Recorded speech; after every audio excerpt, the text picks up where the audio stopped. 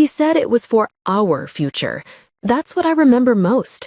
The way his voice curled around that word like it meant something sacred. Our future, he'd said, kissing the top of my head while scrolling through numbers on his tablet. You'll thank me when we're on a beach somewhere, sipping something expensive. At the time, I believed him, but looking back, it wasn't the R that hurt, it was the lie that came wrapped inside it. His name was Cole Darren, and when I met him, he was all calm confidence and clean ambition, a man who looked like he could sell sunlight to the moon. We met at a networking event downtown, one of those painfully curated evenings where everyone pretends to be casually brilliant while secretly counting LinkedIn connections. He was standing by the bar, navy suit, whiskey neat, talking to a cluster of people about emerging venture ecosystems. I remember rolling my eyes until he looked at me. That smile could have been trademarked. He walked right up, introduced himself, and within minutes, he had me laughing. That was Cole's real business, believability. He didn't just sell ideas, he made you want to be part of them. 6 months later, we were living together in a high-rise overlooking the river. A year later, we were engaged. He was building a new investment portfolio, diversified tech assets, he called it, and he'd talk for hours about long-term growth and sustainability. I wasn't an expert, but I wasn't clueless either. I'd studied economics, worked as a financial consultant for small nonprofits. I knew enough to ask smart questions, and he always had the perfect answers. Trust me, he'd say, brushing my hair behind my ear. This is for us. The first sign that something was off came on a Tuesday night. I'd been home early, half asleep on the couch, when his laptop pinged. Normally, I'd never snoop, but something about the way he'd locked that computer lately, like it contained nuclear codes, made me curious. The email subject blowed, "Final transfer confirmation, Lyratech." I frowned. I'd heard that name before, Lyratech. It rang like déjà vu in my head. When I clicked the thread, I froze. The message was from someone named Sienna Vale. Transfer received. Will update you once the prototype is funded. Grateful as always. S. Sienna Vale. It took me a full minute before I remembered where I'd heard the name. Cole's ex, the one he said was ancient history. I sat there, staring at the glowing screen, heartbeat loud in my ears. When he came home later that night, I played dumb. "How was the meeting?" I asked, pouring him wine. "Good," he said, loosening his tie. "Just numbers and board talk. You'd be bored to death." I smiled, the kind of smile that hides questions sharp enough to draw blood. "Oh, I doubt that," I said softly. "I find your work fascinating." He grinned, kissed me on the forehead, and disappeared into the shower. That's when I opened the laptop again and took photos of every file, every email, every transaction, because I already knew this wasn't just betrayal. This was business. The next morning, I dug deeper. Lyratech was a sustainable materials startup registered under Sienna's name. Publicly, it was struggling. Small scale, low funding, one step from collapse. But in Cole's records, there were multiple payments. Large, quiet transfers from his firm into her company's accounts. Private money, no oversight. When I checked the investor contracts, I realized he'd funneled funds from clients who thought they were backing renewable energy projects overseas. They weren't. They were unknowingly financing his ex's company. That meant fraud, financial misconduct, breach of investor trust, and conflict of interest. He wasn't investing for our future. He was investing to resurrect hers. For 3 days, I pretended everything was fine. I kissed him good morning, made coffee, laughed at his stupid jokes, but inside, I was cataloging every lie he'd ever told me. He thought he was clever, but I'd built my entire career reading balance sheets people tried to hide behind. I pulled bank statements, traced wire transfers, cross-referenced timestamps. The deeper I dug, the uglier it got.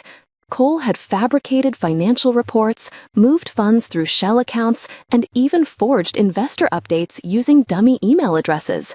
Every thread I pulled led back to him, and to her. Sienna Vale. She was everything I wasn't. Platinum hair, curated perfection, the kind of woman who never looks flustered, even when life explodes around her. I found her Instagram easily. Aesthetic posts, motivational quotes, and behind-the-scenes shots of her startup life. But what caught my eye was one photo, her standing next to a new car, a Tesla Model X, captioned, "When hard work pays off, #FounderLife." I zoomed in. The dealership tag date? Same day as one of Cole's transfers. I laughed, not out of humor, but disbelief. He wasn't just lying. He was funding her lifestyle with his investors' money. By Friday, I had enough evidence to end his career. But revenge is about timing. You can't serve it hot and expect it to sting. So I waited. Our engagement party was that weekend, a sleek rooftop event Cole had insisted on hosting. Just close friends and family, he'd said, booking a private bartender and jazz band. It was perfect. Too perfect. I watched him that night, shaking hands, telling jokes, smiling like a man with nothing to hide. People loved him. That's when I realized no one believes the liar's victim until you make them see it. So I decided to make them see. 2 days later, while he was at a client meeting, I went to his office. The receptionist didn't question me. I was the fiancé after all. His desk was spotless, almost sterile, except for a single folder labeled Future Projects. Inside, I found printed contracts, more investor agreements, but this time they bore my forged signature as a witness. He dragged me into his fraud without my knowledge.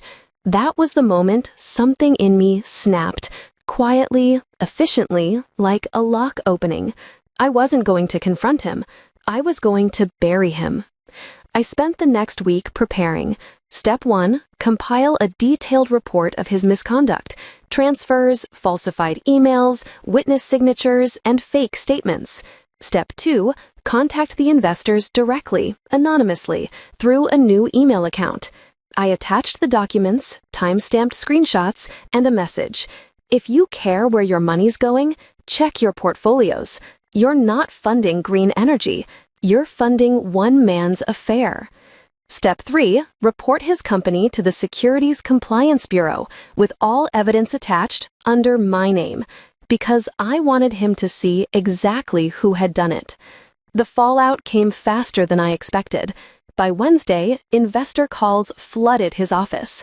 By Thursday, 2 of his biggest clients froze funding. By Friday, the Bureau announced a formal investigation. Cole came home late that night, pale, sweating, unraveling. "They're accusing me of fraud," he said, pacing the living room. "Someone hacked my records." I tilted my head. "You mean the ones you faked?" He froze. "What did you just say?" I stood up, calm as glass. "You heard me." His face twisted. Confusion, then realization. "You?" "Me," I said simply. "The woman you thought was too naive to notice." He laughed once, sharp. "You think this makes you some kind of hero? You just destroyed everything." "No," I said softly. "You did that. I just turned on the light." He tried to threaten me at first, said I'd regret it, said I'd go down with him for breach of confidentiality. I let him finish, then pulled out my phone. "See, Cole," I said, scrolling through my files. I documented everything. Every fake signature, every statement you forged with my name. You dragged me into this, remember? So technically, I'm a witness and a victim. His jaw clenched. He knew I was right. That was the last time he spoke to me. Within a month, the investigation went public. Articles broke across every business outlet. Financial advisor under scrutiny for fraudulent transfers. Insiders allege conflict of interest and misused investor funds. Cole Darren's name was everywhere. His firm collapsed. Investors pulled out. The Bureau froze his assets. As for Sienna, her company's account was audited, her business license suspended, her #FounderLife vanished overnight. And the cherry on top? The same investors he deceived later funded one of my projects, an independent consultancy that focused on financial transparency for women entrepreneurs. The irony wasn't lost on me. The last time I saw him was 6 months later, in a courthouse hallway. He looked smaller, shoulders hunched, suit loose, a man stripped of his illusion. He didn't see me at first. When he did, his eyes darkened. "Happy?" he asked. I considered that. "No," I said honestly, "but I'm done." He scoffed. "You could have just left." "I did," I said, "but you followed me into every account, every lie. So I left you with something you couldn't fake." He looked confused. "Consequences?" I said, and walked away. It took time to rebuild myself after that. For months, I couldn't look at a spreadsheet without feeling anger burn behind my ribs. But slowly, things shifted. The consultancy grew. I started giving talks on financial ethics, helping small investors protect themselves from predators like coal. My first major speech was at a women's finance conference. When I stepped on stage, lights hot against my face, I took a deep breath. "Sometimes," I said into the microphone, "the worst investment you can make isn't in stocks or startups. It's in someone who sells you a dream and calls it love." The room was silent. Then, applause. Not loud, not wild, just steady, real. A few weeks later, I got a letter in the mail. No return address, no name. Inside was a check, refunded in full for the engagement ring Cole had bought. No note, just the check. I stared at it for a long time before tearing it in half. Because I didn't need repayment. I already had everything I wanted: peace, freedom, and a future that finally belonged to me. People sometimes ask if I ever regretted it, exposing him that way, ruining his career. The answer is complicated. There are nights I wonder if revenge is ever clean, or if it always leaves something dark behind.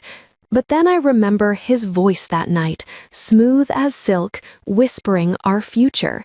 And I remember realizing that the only thing he ever invested in was himself. So no, I don't regret it, because I finally learned the truth about love and money. Both reveal who someone really is when the numbers stop adding up. And for the first time in my life, the balance is mine. You've just stepped into her revenge side, where every wound finds its justice, and every silence ends with truth. If her story struck a chord, make sure to like, share, and subscribe. Your support keeps these stories alive. Another secret waits in the next video. See how her revenge begins.